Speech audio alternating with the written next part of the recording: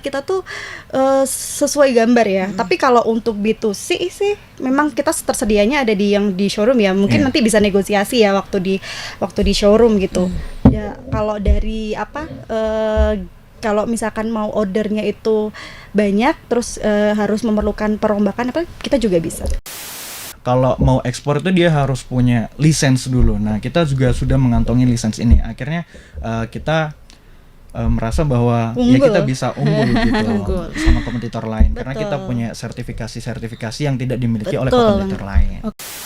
Halo Tribuners, kembali lagi bersama saya Septiana Cahyani dalam podcast Malang Live. Dan episode kali ini kita sudah kedatangan narasumber bersama Ibu Yuni Lestari selaku Head of Humas and Secretary Direktur PT Berdikari Mebel Nusantara, dan Kak Arya Hafiz selaku Humas PT Berdikari Mebel Nusantara. Assalamualaikum warahmatullahi wabarakatuh. Waalaikumsalam warahmatullahi wabarakatuh. Sehat ya? Sehat Mbak. Alhamdulillah. Mungkin bisa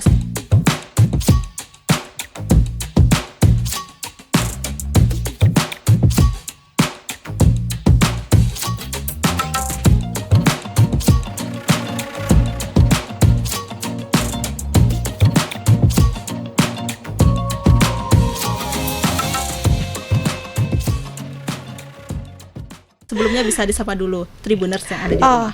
Ya, aku sapa dulu ya. Halo Tribuners yang ada di rumah. Perkenalkan saya Tari dari PT BMN. Nanti siap untuk ini ya, memberikan informasi yang memang akan kita share ke Tribuners ya gitu. Oke. Halo Tribuners dimanapun berada. Saya Arya Hafiz Mardika dari PT Berdikari Mebel Nusantara. Saya selaku Humas dan Media di PT Berdikari Mebel Nusantara. Oke, baik, terima kasih Bu Yuni dan Kak Arya atas waktu dan kesempatannya telah hadir di studio Tribun Jatim Network ini. Dan nanti kita akan mengulik tentang PT Berdikari Mebel Nusantara ya, kayak mulai dari CSR-nya, terus juga support UMKM BMN ini seperti apa, dan juga desain interior yang paling banyak diminati Gen Z dan milenial itu seperti apa ya Kak ya. Mungkin sebelumnya mungkin ada sebagian Tribuners yang sudah tahu PT Berdikari Mebel Nusantara, dan ada yang belum tahu. Mungkin sebelumnya bisa dijelaskan terlebih dahulu apa sih PT BMN ini? Kalau PT Berdikari Mebel Nusantara itu fokus di manufaktur ya, khususnya di bidang mebel, yang dimana kita punya sektor bisnis itu di ekspor dan lokal. Itu untuk Berdikari Mebel Nusantara sendiri ya. Memang fokusnya kita di bidang mebel saat ini begitu. Mebel yang bisa diekspor dan ya import. Betul. Jadi kita punya icon mebel ya, kita punya beach chair, kursi pantai yang memang kita supply dari kita buat untuk disupply ke Jerman begitu. Oh, berarti sudah sampai Jerman ya Kak? Iya, betul. Oke, dan ini katanya anak usaha BUMN ya? Betul. Kita kebetulan BUMN juga. Kita adalah anak perusahaan dari PT Berdikari yang memang beda sekali ya bisnisnya ya. Iya, kita memang berdikari ke mebel gitu. Betul. Ya. Jadi kita memang saat ini di bidang mebel ya, tapi untuk induk kita di bidang pangan begitu. Pangan. Iya, jadi dari daging ya, itu memang induk kita atau induknya. Bisnis induk ya, begitu. Kita memang anak perusahaan dari Berdikari. Oke, tadi kan induknya itu fokusnya di bidang pangan ya Kak ya. Begitu. Terus apa yang membuat BMN ini fokus ke mebel? Begini. Melihat dari peluang pasar ya. Melihat dari peluang pasar. Melihat pangsa pasarnya. Betul. Melihat dari peluang pasar yang saat ini ada ya. Kebetulan Bischair ini adalah kita adalah pembuat Bischair terbesar di Indonesia. Yang lain hanya UMKM mungkin ya. Nah, jadi kita yang khusus menyaplai Bischair ini ke Jerman begitu. Jadi memang melihat peluang itu, kita memang fokusnya di Bischair ya, ekspor. Sebelumnya memang kita sempat fokus di Bischair, namun saat ini kita juga fokus ke lokal juga gitu. Begitu sih Mbak. Ke lokalnya tuh udah nyampe mana aja Kak? Kalau lokal kita juga ada ya. Kalau lokal begini, kita melihat dari perkembangan bisnis yang bisnis ekspor yang ada saat ini. Oke, gimana perkembangan ekspor bisnis saat ini itu memang mengalami krisis penurunan ya. Penurunan dengan faktor? Begini, untuk faktor penurunannya itu karena ini sih akibat dari geopolitik ya, perang geopolitik Oke, antara beberapa geopolitik, negara ya. ya kalau Iya, kalau iya. boleh tahu ya, itu membuat sektor pasar kita di ekspor itu turun dari 2-3%. 2-3%. Iya betul. Jadi itu yang membuat pasar itu turun jadi untuk diekspor. Namun di lokal kita masih bisa sedikit banyak ya di sektor perhotelan, penginapan itu masih banyak kalau di lokal. Tapi kalau saat ini di tahun 2024 ini memang untuk bisnis ekspor sendiri itu mengalami penurunan. Jadi memang karena ada beberapa faktor itu, pemulihan dari COVID-19. Nah, ini menjadi faktor penurunan dari pengiriman ekspor ya. Kendalanya banyak sekali. Ini salah satunya ya. Oke. Ini salah satunya. Jadi kendalanya itu memang pengiriman kan jadi lebih mahal ya karena memang ada inilah, saya tidak bisa menyebutkan ya negaranya, cuma karena adanya perang geopolitik ini untuk pengiriman barang jadi lebih lama. Itu juga mempengaruhi dari sektor bisnis di bidang di ekspor gitu. Itu sangat pengaruh sekali. Jadi faktornya ada perang geopolitik Iya itu betul, ya, Kak, ya. perang Dan juga geopolitik juga menentukan. harganya lebih mahal ya Lebih untuk mahal. Untuk juga pola ini juga ya, pola ini dari setiap negara kan pasti beda-beda ya, gaya hidup. Iya, Gaya hidupnya. hidup juga pasti berpengaruh juga karena ada perang geopolitik. Yang ini biasanya dari pangan ini biasanya menjadi produk utama sekarang. Jadi mereka lebih pilih ya udahlah kita beli makanan aja lah gitu lah daripada furniture ya, begitu sih. Jadi gaya hidupnya memang berbeda, mengacu pada pandemi ya, Kebutuhan pangan terlebih dahulu kemarin, yang didahulukan oleh masyarakat. Betul, begitu sih kalau menurut saya. Dan sewaktu itu kan ada COVID ini pastinya berpengaruh ya Kak terhadap penjualan dari Iya. furniture. Kalau Apa, iya? COVID ini malah lebih banyak. Oh lebih banyak. Iya. Lebih banyak. Karena kenapa? Orang kan lebih diam di rumah menurut saya ya. Tapi memang faktanya begitu ya. Orang lebih banyak di rumah, diam di rumah, dan mereka lebih milih untuk, kan ini nggak ada spend untuk pergi-pergi kan ya uangnya ya. Jadi memang mereka untuk mempercantik rumah, memperindah rumah. Jadi begitu. Jadi memang pola hidupnya seperti itu semenjak COVID itu. Jadi malah kita lebih banyak nih order nih dari sebelumnya malah COVID yang lain turun, kita malah begini. Oke. Malah naik begitu. Tapi Gitu sih. yang order tuh biasa dari mana aja sih Kak? Oh, macam-macam sekali. Kalau kita memang COVID itu kita ekspor ya, ekspor dari Jerman, dari beberapa negara juga, lokal juga kita ada ya. Cuma ya kita lebih fokus ke ekspor sih. Kalau dulu ya. Kalau dulu, kalau sekarang Kalau berarti? sekarang udah kita fokusnya banyak hal. Kita punya beberapa usaha di Berdikari Mebel Nusantara ini yang memang merubah pola culture bisnisnya ya. Semenjak itu ya, semenjak ada beberapa faktor yang saya jelaskan tadi. Nah, itu untuk bisnisnya kita punya Bizcer. Bizcer itu yang pertama. Yang kedua adalah BMN Living. Nah, ini BMN Living nih. Ini yang paling baru. BMN Living adalah branding kita di produk lokal. Itu namanya BMN Living. Jadi kita sudah memiliki branding BMN Living yang akan siap untuk memasarkan produk-produk di lokal ya, begitu. Yang ketiga kita punya bisnis dari jasa konstruksi interior, perhotelan dan lain-lainnya. Itu kita juga sudah bangun beberapa hotel, beberapa instansi. Nah, itu dari Berdikari juga. Yang keempat kita punya di sektor ruminansia yang sama dengan induk kita ya mungkin ya. Nah, itu kita melakukan trading domba, sapi, fattening seperti itu yang akan nanti kita supply pada saat Idul Adha. Itu bisnis kita saat ini. Fokus pada 4 bisnis kita yang memang dulunya kita memang hanya di ekspor ya, hanya di Bizcer aja. Ini sekarang kita udah gimana nih merubah melebarkan sayap di ini ya, di apa itu di beberapa sektor, beberapa core bisnis gitu. Berarti usaha dari BMN ini banyak sekali ya, Banyak kayak sekali. hanya dari furniture aja. Betul sekali. Jadi memang nggak hanya furniture aja. Kalau furniture kan termasuk salah satunya ya, saya bilang tadi ya. Kita surprisingly punya Bizcer, punya BMN Living, punya dari ruminansia dan interior, jasa interior begitu. Oke, dan ini bagaimana sih langkah BMN dalam mendorong inovasi untuk menghasilkan produk yang berkualitas kepada konsumen saat ini? Kalau itu memang kita melakukan benchmarking atau ini ya, setiap saat itu selalu ada pembelajaran, melihat dari situasi pasar saat ini ya. Kita memperkuat bisnis developnya, desain developnya ya di RDS ini kita perkuat untuk desainnya. Lalu kita juga melakukan beberapa pelatihan untuk di tim kita research develop ini untuk mencari ini apa yang baru nih gitu. Jadi kita selalu Mengikuti perkembangan mengacu zaman pada ini juga sih kita kan Tren-tren yang ada. betul tren-tren yang ada ya itu ya. Kalau tren sekarang yang terbaru itu kira-kira apa, Kak? Kalau ini tergantung ya. Kalau tren-tren terbaru saat ini memang banyak sekali ya. Kalau biar nggak penasaran nih langsung aja datang mungkin ke showroom kita. Langsung ke showroom. Ke showroom kita aja, kita kan ada showroom nih. Iya. Kita ada showroom BMN Living. Kalau memang mau tahu nih apa yang ada di yang jadi tren banyak tren 2024 sekarang. gitu. Iya, Ya jadi tren 2024 nih apa nih? Biasanya nih Iya. untuk orang-orang Gen Z ya. Gen Z Gen Z nih ya, Tribuners mungkin salah satu dari Gen Z ya kan. Iya. Ini juga Mas Arya mungkin Gen Z juga kan? Gen Z juga.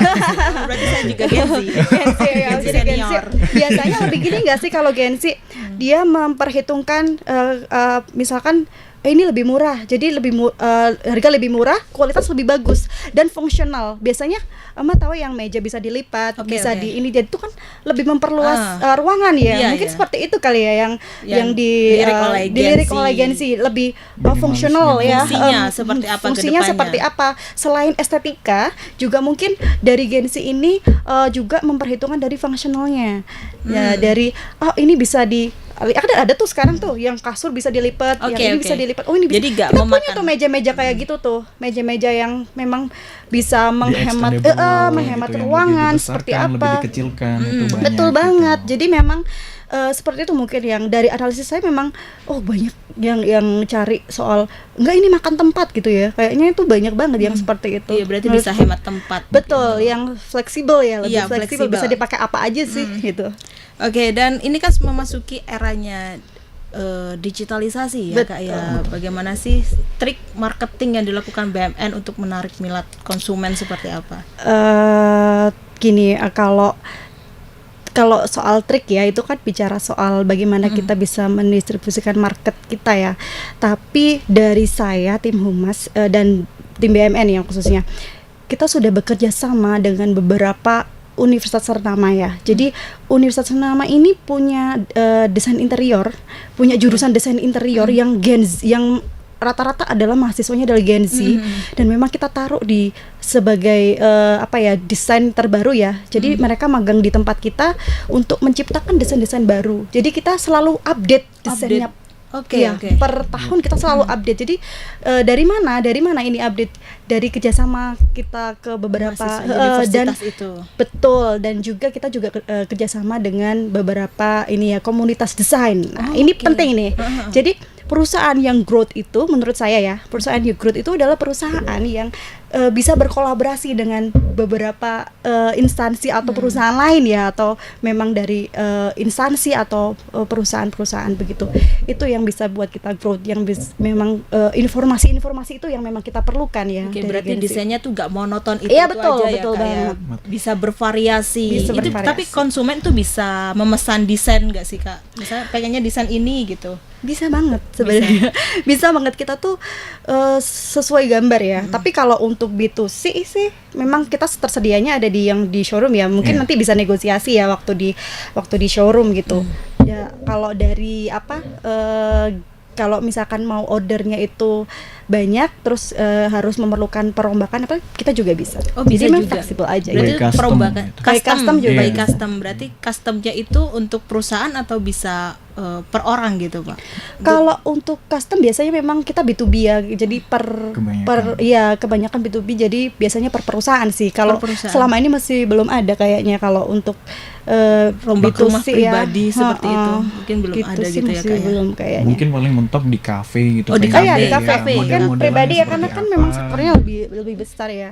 Jadi Iya. gitu kan. Berarti kalau misalkan rombak by custom itu bisa desain sendiri apa? Bisa. Sesuai selera. konsumen. Sesuai selera kita juga Kita bisa menyesuaikan ngikutin budget desain. Betul. Berarti sesuai Budget. Betul. Yang pertama budget, yang kedua adalah desain mereka yang mereka inginkan gitu. Iya. Oke, dan ini juga kalau misalkan pembelian furniturnya ini bisa melalui sebuah platform ya Kak ya? Iya, bisa.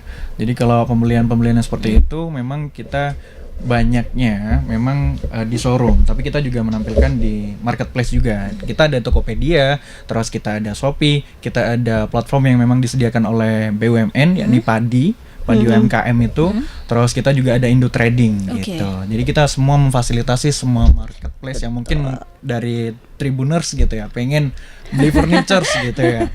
Nah, kita Iya. bisa sediakan nih dari platform-platform kita browsing aja dengan PT Berdikari Mebel Nusantara Ya, seperti itu. Oke. Nah, ini kan kalau misalkan dalam membangun bisnis ya Kak ya, itu pasti ada suatu namanya kompetitor. Iya, kompetitor, dan strategi BUMN ini untuk memperluas pasar di tengah persaingan industri furniture yang ketat ini seperti apa kira-kira? Ya, banyak sekali langkah-langkah yang memang kita ambil ya untuk saat ini agar perusahaan ini tuh tidak tertinggal dari yang lainnya, khususnya dari kompetitor. Itu tadi kembali lagi untuk memperkuat lini dari sektor pasar ini, kita merambah di lokal ya, yang pertama ya. Yang kedua adalah memperkuat dari core bisnis kita, yaitu Bizcer. Kita perkuat bisnis ekspornya, nggak hanya Jerman aja, jadi kita sudah sampai ke Amerika Selatan, Turki, Jepang. Nah begitu, jadi memang kita perkuat. Kalau memang di Jerman ini masih kurang, kita perkuat lagi ekspornya. Kita perkuat bisnis ekspor di sini. Yang kedua, memang kita yaitu tadi untuk desain ini kita perkuat juga di tim RDS-nya. Jadi research develop ini perlu sekali kita kita perlu update setiap hari. Jadi mereka ada pelatihan di setiap harinya begitu. Jadi memang kita perkuat beberapa sistem, dan juga kita juga melebarkan sayap di bidang jasa konstruksi. Nah ini juga sebagai memperkuat perusahaan ya, supaya update selalu apa yang diinginkan kan. Kalau misalkan dari hotel, dari beberapa itu kan memang desainnya dari ini ya, dari hotelnya sendiri. Jadi kita memang selain jasa konstruksi, kita isi furniturnya begitu. Jadi itu kan membuat kita semakin growth ya. Jadi oh ini yang baru, ternyata permintaan yang ini nih yang sekarang rame gitu. Jadi begitu sih. Ya mungkin nambahin juga, Iya. kalau dari lihat kita juga itu USP, unique selling point daripada kita itu, kita punya sebuah kualitas, karena kita emang basisnya dulu sampai sekarang itu diekspor. Akhirnya kebanyakan produk-produk kita menggunakan kualitas yang memang bukan kaleng-kaleng gitu ya. Bilang itu seperti itu. Bagus banget. Berarti Jadi, berkualitas betul. ya. Bahannya berarti dari apa aja? kayu solid. Nah biasanya itu lebih ke jati, lebih ke mahoni gitu. Jadi Betul. kayu-kayu yang tebel-tebel, kayu-kayu yang apa, kalau kita bisa istilahnya di Jawa itu belandaran gitu, yang gede, yang besar-besar itu. Nah kita pakai seperti itu. Nah selain daripada unique selling point yang produknya kita itu tadi, kualitasnya, kita juga punya sertifikasi. Jadi yang keunggulan daripada PT Berdikari Mebel Nusantara gitu, Betul. kita juga punya sertifikasi. Kita tersertifikasi FSC, BSGI, sama SVLK. Dan kebanyakan daripada company-company atau mungkin kompetitor lain ya, kita bisa bilang tidak banyak yang punya sertifikasi ini, Betul, terutama iya. SVLK. Menjadi standar ya itu ya. Betul. Sertifikasi Menjadi standar di ekspor. kayu sendiri itu kan kalau mau ekspor itu dia harus punya lisens dulu. Nah, kita juga sudah mengantongi lisens ini. Akhirnya kita merasa bahwa ya Unggul. kita bisa unggul gitu Unggul. sama kompetitor lain, karena Betul. kita punya sertifikasi yang tidak dimiliki oleh Betul. kompetitor lain. Oke, dan ini kan BUMN ini kan sudah punya banyak sekali sertifikasi ya Kak ya. Iya. Terus bagaimana sih yang dilakukan BUMN untuk memastikan tetap menjadi pemimpin pasar sektor mebel, termasuk strategi pemasaran dan branding itu sendiri?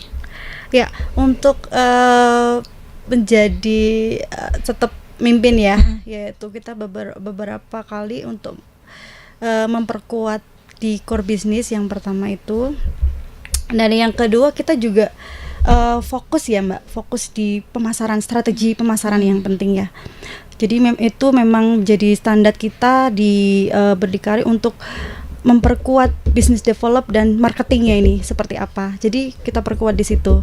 Iya, lebih Gitu ke sih. lini inovasi produk. Inovasi produk. Karena tadi sempat disinggung kan sama Mbak Tari terkait bagaimana sih cara kita berkolaborasi dengan universitas-universitas Betul. terkemuka. Nah, dari situ kita saling berkoordinasi, saling bekerja sama bagaimana cara kita menciptakan sebuah trend center gitu. Jadi kita menjadikan sebuah trend center, bukan lagi kita mencari tren gitu, tapi Iya, kita trend menjadi center, trend center, ya, betul. begitu. Bagaimana cara kita melihat sebuah mangsa pasar di mana kita saling berkoordinasi dengan mahasiswa-mahasiswa di universitas yang tersebut.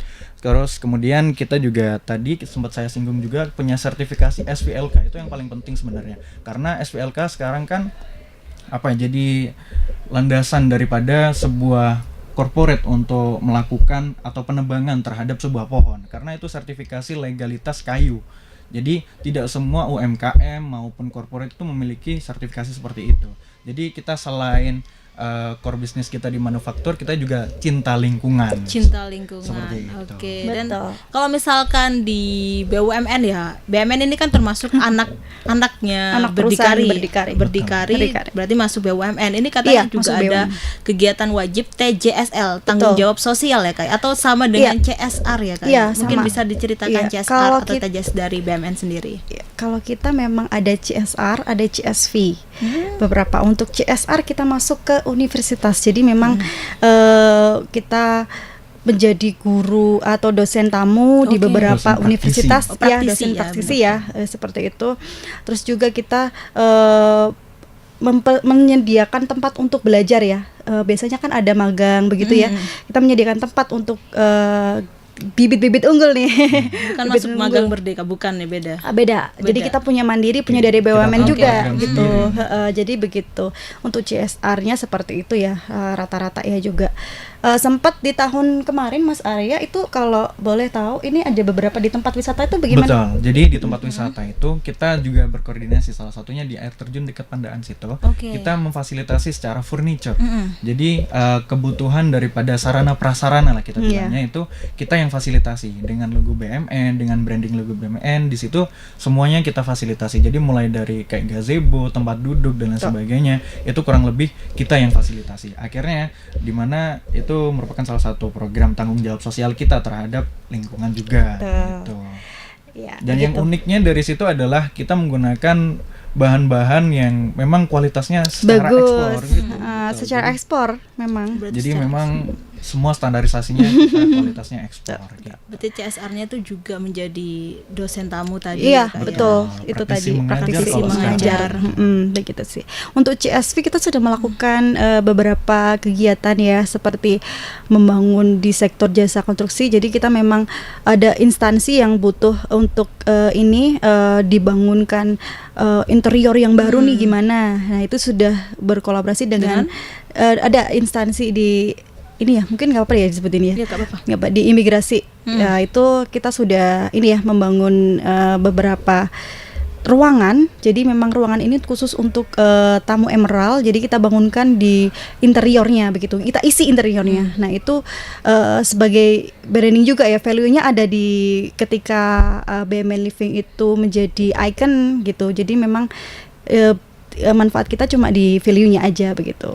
Selain itu juga kita juga berkolaborasi dengan UMKM ya Mbak. Oh, Iya betul, Jadi ada UMKM. beberapa UMKM yang memang kita bina dalam kita binaan. Jadi kita kan punya tadi tuh produk unggulan mulai dari Stancorp. Nah itu kan punya waste, ada bahan-bahan yang memang tidak terpakai gitu, sudah selesai gitu. Nah kita kasih terhadap UMKM untuk pembuatan daripada produk-produk UMKM. Salah satunya mungkin ada di sekitar area Malang juga. Area, berarti Malang, Pasuruan, UMKM Malang, Surabaya juga. Iya, jadi kita berkolaborasi, kita kasih barang-barang yang memang mereka butuhkan. Salah satunya itu kain gitu. Kain, Terus akhirnya kayu, mereka kain, kayu mereka olah dengan produk mereka.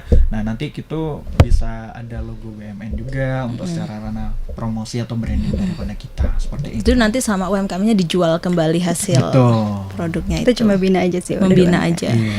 Dari situ kan kita juga bisa carikan pasar ya Iya. di Iya. UMKM ya. Kita biasanya kalau dari program sampel UMKM kita taruh di showroom kita. Di Betul. showroom. Iya, Berarti kita hasil ikut. dari UMKM-nya itu ditaruh di showroomnya. Betul, kita ikut jualkan juga. Jadi Itu kan misal sebagai strategi juga ya. Betul, daripada UMKM tadi, kita kan juga punya pasar nih. Nah, kita mengenalkan bahwa kita juga punya kolaborasi dengan UMKM seperti itu. Iya. Akhirnya kita jual di showroom dan itu juga kebanyakan orang juga beli di situ juga gitu. Itu strategi kita ya supaya UMKM kita ini ada pasarnya begitu. Kita Iya. bantu mereka untuk dicarikan pasar. Selain kita bantu di material ya, di material kita juga bantu mencarikan pasarnya nih, Iya, gitu. masa Kita bina pasarnya. mereka sampai mereka ada pasar nih, begitu. Berarti BUMN ini benar-benar mensupport Iya, support UMKM. sampai dicarikan pangsa pasarnya ya Kak ya. Sampai dia itu kalau di Surabaya saya punya UMKM dia sampai ke luar negeri nih. ke luar negeri. Iya, betul. Pasarnya sampai ke luar negeri, bener-bener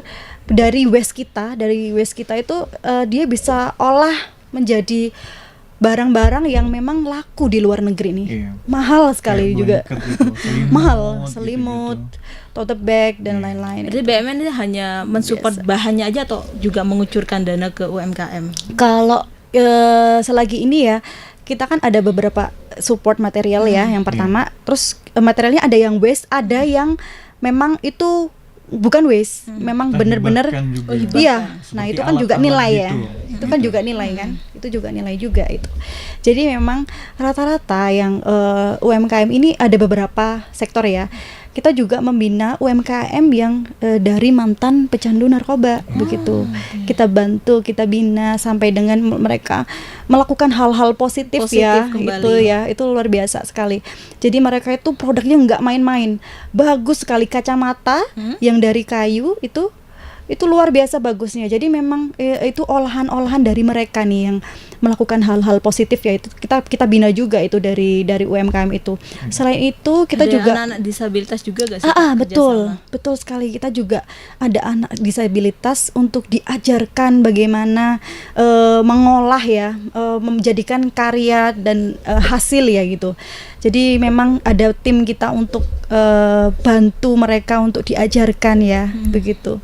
Kita juga belikan alat untuk mereka juga untuk bisa berkarya begitu. Oke, itu kalau program UMKM tuh tiap tahun atau seperti apa? Iya, kalau program Tiap tahun. UMKM tiap tahun sih. tiap tahun. Jadi kita masih pantau ya sekarang. Oh, masih selalu Dalam pantau. monitoring Oh, kita juga. monitoring Dipantau kita. tetap Iya. ya Kak ya, Iya, dari misal awal mereka- prosesnya sampai Betul. tahapan akhir. Betul. Betul. Misal mereka punya produk-produk terbaru nih yang mungkin memang masih kolaborasi dengan kita juga ikut bantu pasarkan gitu. Oke. Melalui platform-platform yang punya kita gitu. Oke, mungkin ada program ke depan yang ingin dijalankan BUMN itu seperti apa kira-kira? Banyak Ada banget program. ya sebenarnya. Kalau ngomongin program ngomongin KPI ini. Betul. Jadi banyak banget program-program yang memang kita ini ya, selain kita perkuat pasar ya, perkuat pasar, bina-bina UMKM ini ya kan, untuk ini kita juga merambah di jasa konstruksi juga. Jadi memang kita banyak sekali program-program yang memang mungkin nanti entah itu nanti punya furniture yang baru atau bagaimana kita buka showroom baru di kota-kota Kota-kota besar. besar. Itu kita punya banget nih. Jadi ntar tujuannya kepengen deh kita buka di Surabaya nih kan. Kota Posisi karena besar. showroomnya lagi ada di Pandan. Pandan. Nah kita mau buka nih di sektor Surabaya Barat ya, misalnya Iya, begitu. Surabaya Barat, kawasan. Cocok kan ya? Iya, iya, benar-benar. Tahu lah saya. Jadi Pasar-pasarnya. pasar-pasarnya ya kan ya, Cocok ada banget. cocok nih ya. Harapan saya sih BUMN Living ini bisa sampai banyak cabangnya ya kan Betul, ya. betul, Jadi betul. orang itu punya harapannya punya furniture yang harganya itu terjangkau tapi sangat berkualitas. Itu tujuannya. Kita punya program seperti itu ke depannya. Jadi BUMN Living ini diharapkan memiliki beberapa cabang di kota-kota besar ya. Jadi agar dirasakan dari masyarakat di sana begitu. Oke, baik, terima kasih Kak Yuni dan Kak Hafiz atas waktu dan kesempatannya telah hadir di studio Tribun Jatim Network ini ya Kak ya. Oke. Oke, baik Tribunan, sampai di sini dulu perjumpaan saya kali ini. Saya Septiana Cahyani dan Tari. Arya. pamit undur diri dan sampai jumpa kembali lagi dalam podcast Malang Live episode berikutnya. Dadah. Download Tribun X sekarang. menghadirkan lokal menjadi Indonesia.